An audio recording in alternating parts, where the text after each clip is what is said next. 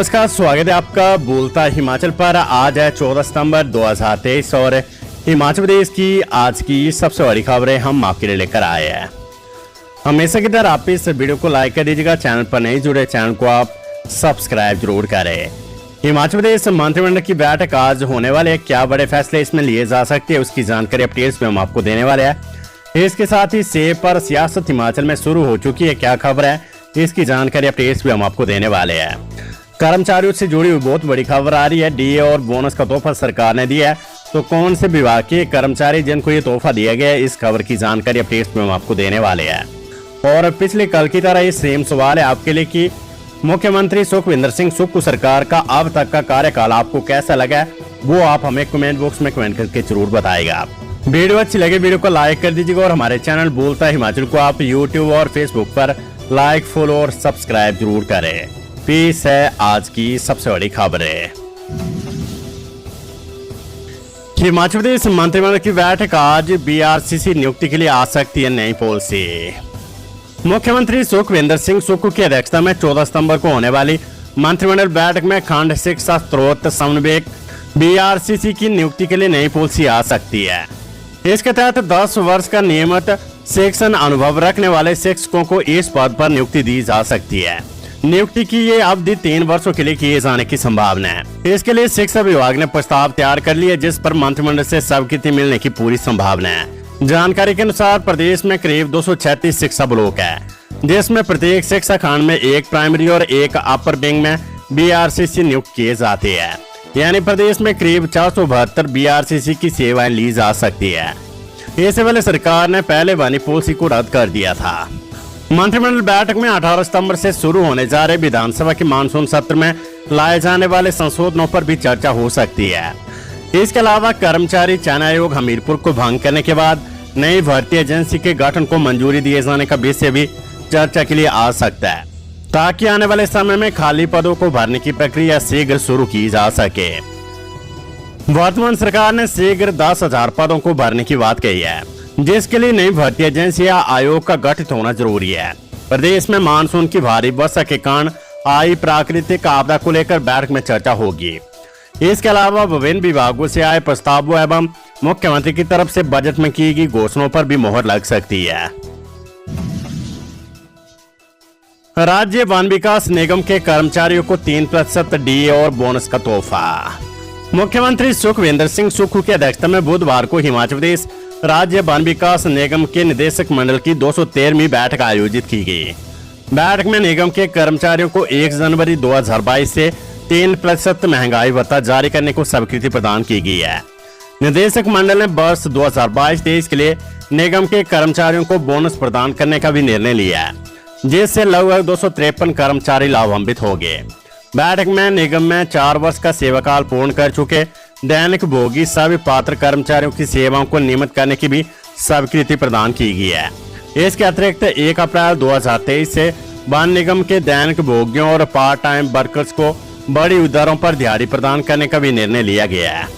मुख्यमंत्री ने कहा है कि वन निगम को सुदृढ़ करते हुए इसे एक आत्मनिर्भर और लाभदायी संगठन बनाने के लिए प्रदेश सरकार अपना पूर्ण सहयोग प्रदान कर रही है। उन्होंने कहा है कि निगम में स्टाफ की कमी को पूरा करने के लिए 100 वन मित्र की भर्ती की जाएगी। मुख्यमंत्री ने वन निगम को निजी भूमि पर चीड़ के पेड़ों से बिरोजा निकालने तथा राज्य से बाहर इसके परिवहन की समस्या को हल करने से संबंधित रिपोर्ट प्रस्तुत करने के भी निर्देश दिए हैं। इससे उत्पादक किसान को लाभ प्राप्त होगा और प्रदेश के राजस्व में भी वृद्धि हो सकेगी। उन्होंने बिरोजा सहित अन्य वन उत्पादों के निष्कर्षण एवं प्रसंस्करण में आधुनिक तकनीक के समावेश पर बल दिया। उन्होंने निगम की कार्य प्रणाली के डिजिटलीकरण पर भी बल देते हुए निगम को ईंधन व इमारती लकड़ी, बिरोजा सहित अन्य वन उत्पादों के बारे में लोगों को त्वरित सूचना उपलब्ध करवाने के दृष्टिगत एक पोर्टल भी विकसित करने के निर्देश दिए हैं। हिमाचल में प्रचार या सीएमओ कर सकेंगे 50 लाख तक दवाइयों और उपकरणों की खरीद, सरकार ने दी वित्तीय शक्तियां।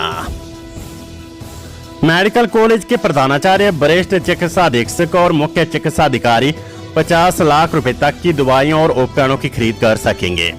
इससे ज्यादा दवाइयों, उपकरणों और मशीनों की खरीद फरोख्त के टेंडर स्वास्थ्य सेवाएं निगम करेगा।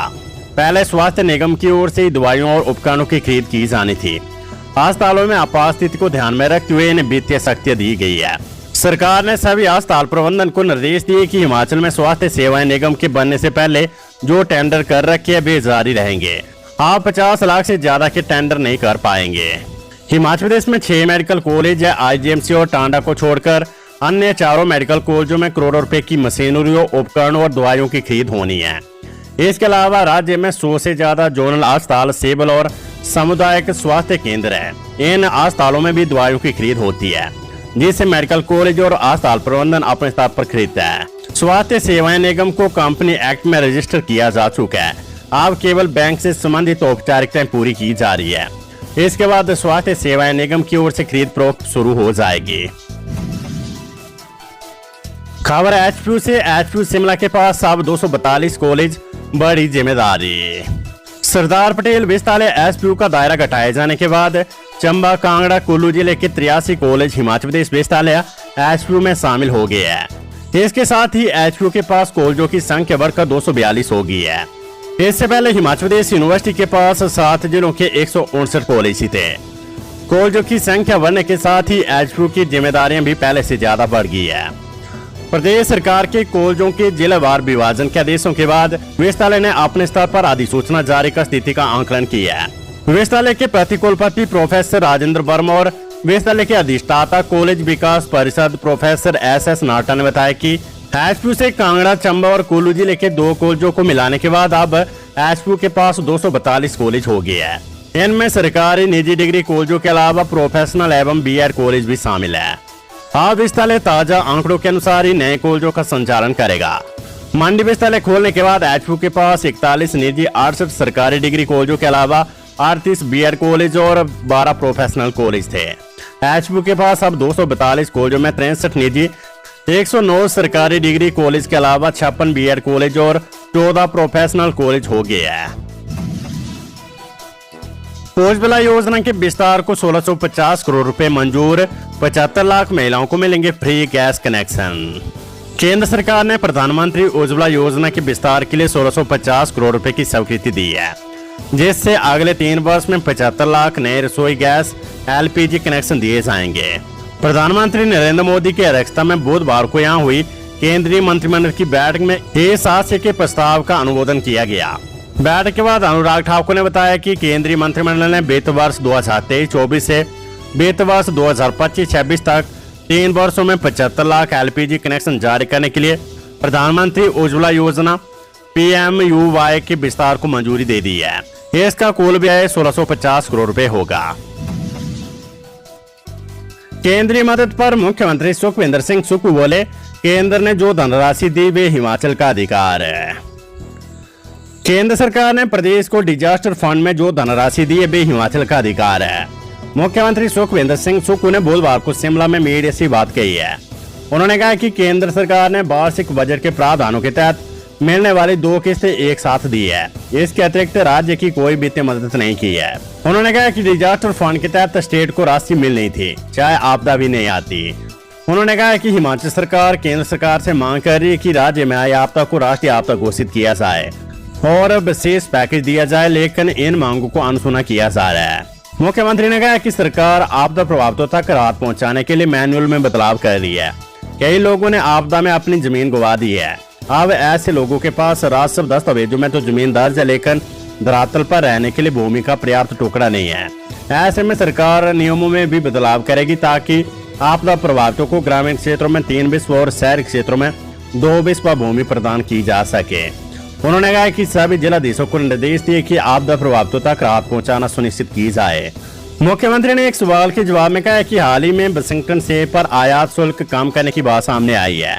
ऐसा होने से बागवानों के हित प्रभावित होंगे और उन्हें नुकसान झेलना पड़ेगा।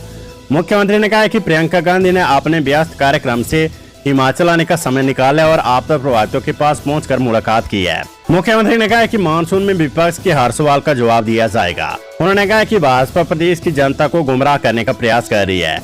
उन्होंने कहा कि आपदा की गाड़ी में राजनीति नहीं होनी चाहिए। खबर सोलन से। सोलन में 8 महीने बाद फिर कोरोना का केस, विभाग अलर्ट। सोलन जिले में 8 महीने बाद कोरोना का नया केस आया है। रैपिड एंटीजन टेस्ट के माध्यम से 60 वर्षीय महिला की रिपोर्ट कोरोना पॉजिटिव आई है। महिला सोलन के साथ लगते क्षेत्र में रहती है। मामला आने के बाद स्वास्थ्य महकमा अलर्ट हो गया है। महिला खांसी जुकाम बुखार से पीड़ित होकर उपचार के लिए क्षेत्रीय अस्पताल आई थी। खबर शिमला से सेब पर आयात शुल्क घटाने पर भड़के बागवान, सड़कों पर उतरने की तैयारी। विदेशी सेब पर आयात शुल्क घटाए जाने पर हिमाचल के बागवान भड़क गए हैं। फैसले के विरोध में बागवान सड़कों पर उतरने की तैयारी कर रहे हैं। बागवानों का मानना है कि इससे हिमाचल का सेब बाजार में पिट जाएगा, विदेशी सेब का आयात बढ़ेगा। अफगानिस्तान के रास्ते आ रहे ईरान के सेब की मार हिमाचली सेब पर सबसे ज्यादा पड़ रही है। प्रदेश के बागवान सेब पर आयात शुल्क 100% तक करने के लिए सरकार पर लंबे अरसे से दबाव बना रहे हैं, लेकिन आयात शुल्क घटाने पर बागवानों का गुस्सा साथ में आसमान पर है। अमेरिका से भारत आने वाले सेब पर 35% आयात शुल्क घटाए जाने की बात सामने आ रही है। बागवान संघ मुख्यमंत्री और बागवानी मंत्री के माध्यम से ये मामला केंद्र से उठाएंगे। हिमाचल में हर साल 5,000 करोड़ रुपए का कारोबार सेब से किया जाता है। प्रदेश की अर्थव्यवस्था में सेब की अहम भूमिका रहती है। अधिकांश बागवानों की साल भर में कमाई भी सेब पर टिकी रहती है। हिमाचल में बनेंगे 4,58,000 आयुष्मान कार्ड, आयुष्मान भाव अभियान का शुभारंभ। हिमाचल में 15,95,000 में से 11,37,000 लाभार्थियों के आयुष्मान कार्ड बनाए हैं। इसमें बाकी बचे 4,58,000 लाभार्थियों के कार्ड भी बनाए जाएंगे। किन्नौर और लाहौल स्पीति के 58 मॉडल स्वास्थ्य केंद्रों और जिला अस्पतालों में आयुष्मान मेले लगाए जाएंगे। इस दौरान रक्तचाप और शुगर की जांच की जाएगी। इस अभियान में 19 लाख घरों का दौरा किया जाएगा और 64 लाख लोगों की तपेदिक को लेकर जांच की जाएगी। स्वास्थ्य मंत्री ने सचिवालय में जानकारी राज्यपाल को दी है। वे आयुष्मान भाव अभियान के गुजरात में शुभारंभ अवसर पर वर्चुअल माध्यम से जुड़े। राष्ट्रपति द्रौपदी मुर्मू ने वीडियो कॉन्फ्रेंसिंग से आयुष्मान भाव अभियान का शुभारंभ किया। इस अवसर पर उन्होंने आयुष्मान भाव पोर्टल भी लॉन्च किया। बड़ी खबर मिड डे मील वर्करों से जुड़ी हुई। सुप्रीम कोर्ट का फैसला, मिड डे मील वर्कर सरकारी कर्मचारी ने हाई कोर्ट के निर्णय पर लगाई मोहर। मिड डे मील कर्मचारियों की स्थिति को स्पष्ट करने वाले हिमाचल हाईकोर्ट के निर्णय पर सुप्रीम कोर्ट ने मोहर लगा दी है। हिमाचल हाईकोर्ट ने निर्णय सुनाया था कि मिड डे मील वर्कर सरकारी कर्मचारी की श्रेणी में नहीं आते हैं। जस्टिस हेमा कोहली और जस्टिस राजेश बिंदल की खंडपीठ ने प्रेम सिंह की याचिका को खारिज करते हुए हाईकोर्ट के फैसले में हस्तक्षेप करने से साफ इनकार किया है। 12 नवंबर 2018 को हाईकोर्ट की खंडपीठ ने एकल पीठ के निर्णय को निरस्त करते हुए कहा था कि मिड डे मील कर्मचारी सरकारी कर्मचारी नहीं है। अदालत ने स्पष्ट किया था कि केंद्र या राज्य सरकार की किसी स्कीम में नियुक्त कर्मचारी सरकारी कर्मचारी की परिभाषा में नहीं आते हैं। हाईकोर्ट की एकल पीठ के समक्ष अंशकालिक जल भाग की नियुक्ति को भी चुनौती दी गई थी। प्रियंका गांधी बोली, संसद के विशेष सत्र में हिमाचल में राष्ट्रीय आपदा घोषित करने का मामला उठाएगी कांग्रेस। भारी बारिश भूस्खलन से अत्यधिक नुकसान को देखते हुए कांग्रेस संसद के विशेष सत्र में हिमाचल प्रदेश में राष्ट्रीय आपदा घोषित करने का मामला उठाएगी। कांग्रेस की राष्ट्रीय महासचिव प्रियंका गांधी वाड्रा ने बुधवार को राजधानी शिमला के आपदा प्रभावित इलाकों का दौरा करने के दौरान पत्रकारों से बातचीत में ये बात कही है। प्रियंका गांधी ने कहा कि प्रदेश की ओर से इस मुद्दे को पार्टी की सांसद एवं प्रदेश कांग्रेस अध्यक्ष प्रतिभा सिंह तो उठाएंगी, साथ ही कांग्रेस के अन्य सांसद भी हिमाचल प्रदेश के हित में अपनी आवाज बुलंद करेंगे। प्रियंका गांधी ने कहा कि प्रधानमंत्री और केंद्र सरकार को प्रदेश की मदद करनी चाहिए। ये आपदा का समय है, इस पर राजनीति नहीं होनी चाहिए। केंद्र सरकार ये ना देखे कि हिमाचल में किसकी सरकार है। इसे यदि राष्ट्रीय आपदा घोषित किया जाए तो प्रदेश की मदद हो सकती है। ऑनलाइन फ्रॉड, नौकरी के चक्कर में लुटाए 11 लाख, यूट्यूब चैनल की प्रमोशन करने का दिया था टास्क। घर बैठे ऑनलाइन माध्यम से कमाई करने के चक्कर में भवारना के एक युवक ने 11 लाख रुपए लुटा दिए। युवक को छात्रों ने यूट्यूब चैनल की प्रमोशन करने का टास्क दिया था। युवक को अपने झांसे में लेने के लिए छात्रों ने पहले युवक को 1,000 रुपए के बोनस का लालच दिया। वहीं इस संदर्भ में पीड़ित युवक ने अज्ञात लोगों के खिलाफ cyber crime police station northern range Dharamshala में मामला दर्ज करवाया है। जयराम ठाकुर बोले, प्रियंका की राह देख रहे थे हिमाचल के लोग, उनकी दी गारंटियों को पूरा करने का इंतजार है। नेता प्रतिपक्ष जयराम ठाकुर ने कहा कि प्रियंका गांधी का हिमाचल की राजधानी शिमला में घर है हिमाचल के लोग उनका बहुत बेसब्री से इंतजार कर रहे थे। उनके द्वारा दी गई चुनावी गारंटियां सरकार बनने के बाद कांग्रेस भूल गई। पहली कैबिनेट में 1 लाख सरकारी नौकरी देने का हिमाचल के युवा इंतजार कर रहे हैं। सरकार को बने 9 महीने हो गए, ना महिलाओं को सम्मान निधि मिली और ना ही युवाओं को रोजगार मिला। जो रोजगार पिछली सरकार में दिए गए थे उसे भी छीन लिया गया है। प्रियंका गांधी हिमाचल में आई है, लेकिन आपदा प्रभावितों के लिए राज्य सरकार से क्या राहत दिलवाई, इस बारे में भी उन्हें बताना चाहिए। साइबर अलर्ट, सिम को 5G करवाने का मैसेज आए तो हो जाए सतर्क। साइबर अपराधियों ने खोजा ठगी का नया तरीका। इन दिनों साइबर अपराधी लोगों को सिम अपग्रेड के नाम पर ठगी की घटनाओं को अंजाम देने में लगे हैं। साइबर ठग सिम को 5G में अपग्रेड करने का मैसेज भेजकर लोगों से OTP और पिन पासवर्ड मांग रहे हैं। ताजा मामला राजधानी से सटे धार्मिक क्षेत्र का है, जहां पर एक मोबाइल रिटेलर और 4 लोगों को इस तरह की मैसेज आया है। ठगों ने OTP और पिन पासवर्ड मांगा। हालांकि जागरूकता के चलते सभी ठगों के झांसे में नहीं आए। दूरसंचार कंपनी ने भी लोगों को सावधान रहने की हिदायत दी है। हिमाचली किसानों को राष्ट्रीय सम्मान देसी खीरा व काला जीरा को दिलवाई नई पहचान। पपरोला के कृषक व किन्नौर के काला जीरा उत्पादक संघ को राष्ट्रपति द्रौपदी मुर्मू द्वारा सम्मानित किया गया है। राष्ट्रपति ने किन्नौर के सोंग गांव काला जीरा उत्पादक संघ को 10 लाख रुपए का प्रतिष्ठित जिनोम सेवियर कम्युनिटी अवार्ड प्रदान किया है। तो ये थी हिमाचल प्रदेश की आज की सबसे बड़ी खबरें। हमेशा की तरह आप इस वीडियो को लाइक कर दीजिएगा और हमारे चैनल बोलता है हिमाचल को आप सब्सक्राइब जरूर करें।